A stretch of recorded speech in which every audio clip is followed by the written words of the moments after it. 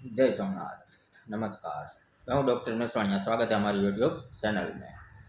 आज हम बात करेंगे, जब कोई अपने ही परिवार में दुष्ट व्यक्ति हो, मूर्ख व्यक्ति हो, तो क्या करें। कभी एक लोग होते हैं, कभी दो लोग होते हैं, कभी पति होती है, कभी पत्नी होती है, कभी बेटा होता है, कभी माता पिता होता है, कभी बुआ होती है, कभी कोई कौटुंबिक होता है। समझ लो दूर के रिश्तेदार है तब तो कोई बात नहीं, लेकिन जब घर में ही ऐसे दुष्ट व्यक्ति हो तो क्या करें। किसी का क्रूर स्वभाव होता है। कई लोग ऐसे होते हैं, दुष्ट और मूर्ख दोनों ही लक्षण उसमें अगर आ जाए, ऐसे व्यक्ति को आप कभी नहीं सुधार सकते। उनको दूसरों का बुरा करना, दूसरों में लड़ाइयाँ करना, कौटुंबिक पारिवारिक में विध्वंस करना, उनको मजा आता है। उनका मन ऐसा करने से प्रफुल्लित होता है, उनको आनंद मिलता है। ऐसे व्यक्ति को आप कभी नहीं सुधार सकते। मैंने एक लड़की देखी है जो दुष्ट परिवार से आई थी। उनके माता पिता के, उनके बहनों के, उनके भैया के, सभी का दुष्ट व्यवहार था, क्रूर था, मूर्ख था। और जहाँ आई उस परिवार में सब लोग आशावादी थे, समझदार थे, पूजा पाठ घर में करते थे, धार्मिक थे, लागणीशील थे, अच्छे विचार वाले थे। उसने आकर सबको बर्बाद कर दिया। किसी के साथ झगड़ती रहती है, जो उनका परिवार है, ससुर पक्ष का जो जितना भी परिवार है, वो सभी परिवार में विध्वंस का काम करती थी और उनको आनंद मिलता था। ऐसी सिचुएशन आ जाए तो क्या करें। आपको, क्योंकि उसका दोष नहीं है, उसमें उनका परिवार ऐसा है, इसीलिए उनका विचार ऐसा है। जिनका सिर्फ दुष्ट स्वभाव है, वो लोग समझाने से थोड़े समय के बाद समझ जाएंगे। लेकिन जिसके पास दुष्टता और मूर्खता दोनों है, व्यभिचारी है, जितने भी गुण है वो अवगुण है, गुण है ही नहीं। इसके लिए आप क्या करें। आप उनकी पूरी बात ना सुने, आप उनको नज़रअंदाज करें, क्योंकि आप उनको सब फैसिलिटी देंगे, अपने दिल में रखेंगे, उसको आप प्यार करेंगे। आप जितना उनके करीब रहेंगे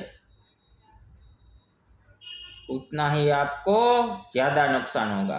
अगर आपको पता है ये व्यक्ति ऐसी है, पत्नी ऐसी है, या पति ऐसा है, या बेटा ऐसा है, या कोई भी हो, फिर भी आपको पता है, उसके बाद भी आप उनको प्यार करते रहे, दिल से लगाते रहिए,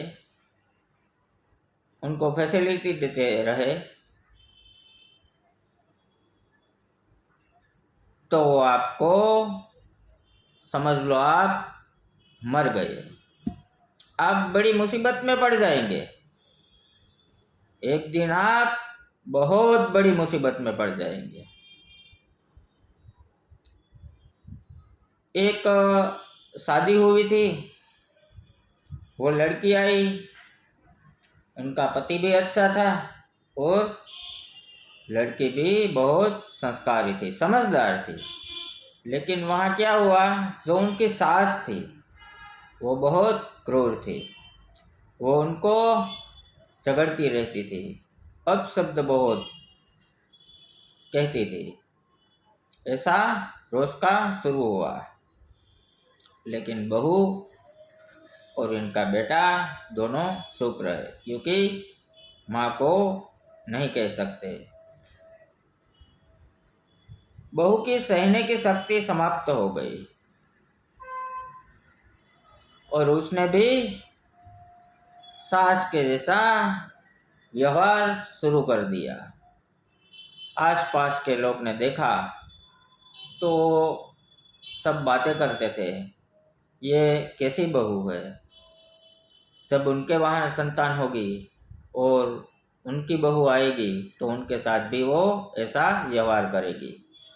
उनके वहाँ 2 संतान हुई, दोनों ही पुत्र हुए, पुत्र बड़े हुए, उनकी शादी हो गई तो उनके साथ तो अच्छा व्यवहार करने लगी। आसपास के लोग भी देखने लगे, ऐसी तो कोई बेटी को भी नहीं रखते, और ये महिला तो बहुत अच्छी थी। तो उस दिन क्या था? नहीं, उसमें बुराइयां नहीं थी, उसकी विपरीत स्थिति थी। लेकिन जो अच्छे हैं वो अच्छे ही रहते हैं, जो बुरे हैं वो कभी सुधर नहीं सकते। जिसमें 2 गुण आ जाए, दुष्टता और मूर्खता, वो कभी नहीं सुधर सकते। इसलिए अगर आप समझदार हो तो समझदारी से काम लेना चाहिए। समझ लो अपने ही परिवार में से कोई ने आपके साथ कुछ गलत व्यवहार किया, आपका नुकसान किया, आपका बुरा किया, आप पर हमला किया, तो आपको क्या करना चाहिए? आपको ऐसी स्थिति में, ऐसी सिचुएशन में आपको कुछ समय तक शांत रहना चाहिए, ताकि कुछ समय के बाद आप उनसे बदला ले सके। बदला लेने की, मेरी कहने की यह बात नहीं है कि आप हथियार लेके उन पर वार करें। आप अपना जो स्टेटस है, जो व्यक्तित्व है, जो आपकी मानवता है, जो आपका कद है, उनको आप इतना बढ़ाए कि परिवार तो क्या, सारे गांव, सारा शहर, आसपास के लोग आपकी इज्जत करने लगे। तो ऐसी स्थिति में आपको ऐसा करना चाहिए। समझ लो आपके सामने चाहे XYZ कोई भी व्यक्ति है, आपका हमेशा बुरा करे, हमेशा बुरा करने लगे, तब आपको शांत रहना चाहिए और सही समय पे उनको जवाब देना चाहिए। क्योंकि कभी कभी सामने वाला ताकतवर होता है तो कभी कभी ये पक्ष वाला ताकतवर होता है। ऐसा क्यों? क्योंकि समय ठहरता कहाँ है, समय चला जाता है। इसीलिए समय सबका आता है, लेकिन समय का इंतज़ार करो। सही समय पे जवाब देना जरूरी है। आज नहीं तो कल, 1 साल बाद, 2 साल बाद जवाब आपको जरूर मिलेगा। आपको ऐसी सोच रख के, अगर आपकी स्थिति कब कैसी है उसके मुताबिक आपको चलना चाहिए। दोस्तों, ये वीडियो आपको अच्छा लगे, शेयर, सब्सक्राइब, लाइक करें। जय सोमनाथ, जय महाकाल, धन्यवाद।